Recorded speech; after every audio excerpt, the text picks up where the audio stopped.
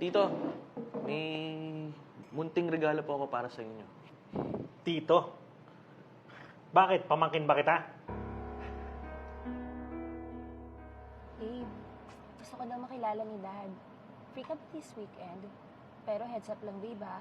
Si Dad kasi medyo stricto. For sure, magugulat yun kapag nakita niya malaki yung age gap natin at marami kang tattoo. Babe, alam mo naman seryoso ako sa'yo, di ba? Gusto ko din ma-meet yung parents mo para mapasaya naman kita. Alam ko naman yun yung gusto mong mangyari, di ba? Tsaka, nakabili na din ako ng alak kahapon. Ito, regalo ko sa papa mo. Sa lakas ng tama nito, magkakaalaman kung sino mas matibay sa amin. Let's go? Let's go.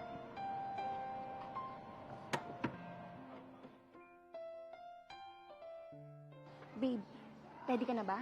O, kinakabahan ka ba? Ako?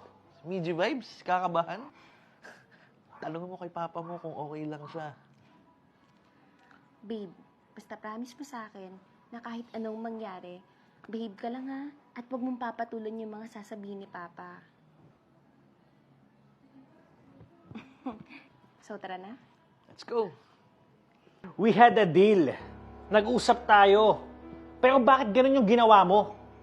This is so unfair para sa mga tauhan natin. Alam mo ba? This may cause a lot of trouble sa buong korporasyon. Kaya ayusin mo to.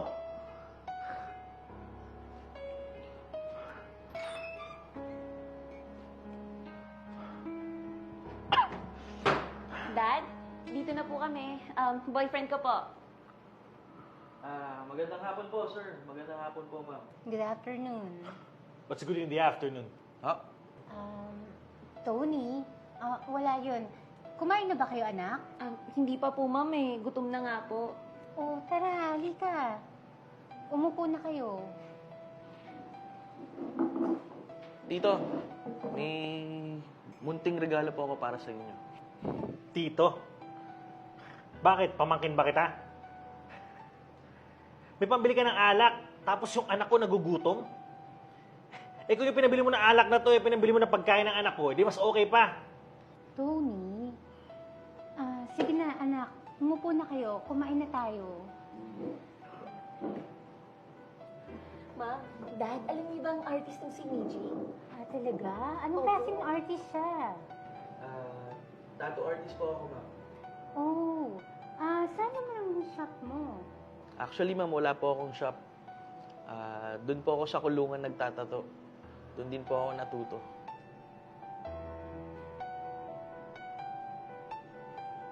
Sige, kain na tayo.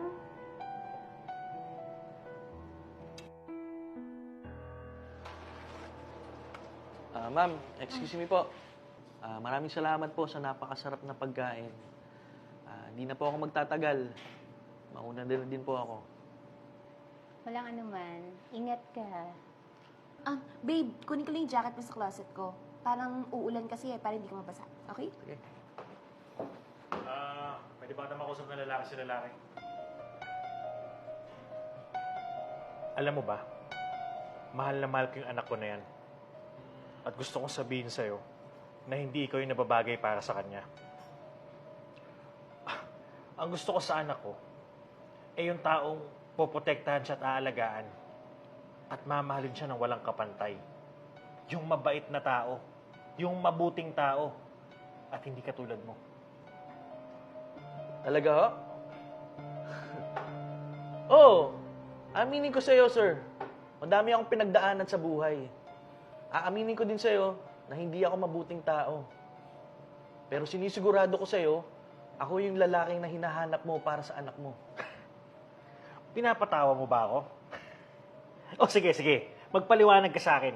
Tapos, ipaintindi mo kung bakit sa tingin mo ikaw yung lalaking hinahanap ko para sa anak ko. Sir, mawalang galang na po ah. Oo, tama yung iniisip mo sa akin. Hindi ako mabuting tao. Madami akong maling nagawa sa buhay ko. Pero pinagsisisihan ko na yun. Etong kaharap mo ngayon, totoong tao na kumakausap sa inyo. Sir, mahal na mahal ko yung anak nyo. mahal na mahal ko si Chi. Ngayon, kung nasa isang bangka kami at lumulubog, nandun si Chi at isang pamilya na puro bata, mas pipiliin kong iligtas yung anak nyo. Alam nyo bakit? Kasi ang mabuting tao, ililigtas ang nakakarami. Mas pipiliin ng mabuting tao na iligtas yung pamilya kaysa sa nag-iisang anak nyo. Pero ako, ibahin nyo ako, sir. Hindi ako mabuting tao. Kahit buhay ko, ilalaan ko para sa anak nyo, makita ko lang siyang hindi napapahamak. Babe, eto na yung jacket mo. Bilisan mo na nga, baka maabutan ka pa ng ulan. Thank you, babe. Papaalam lang ako sa daddy. Sige. Dad? Sir, pamanhin po. Pero kailangan ko na pong umuwi.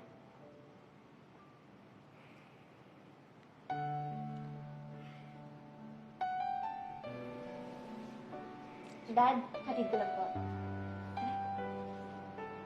Let's go.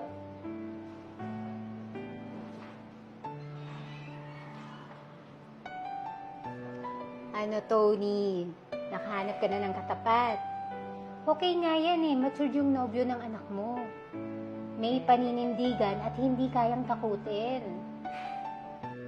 Now, I like that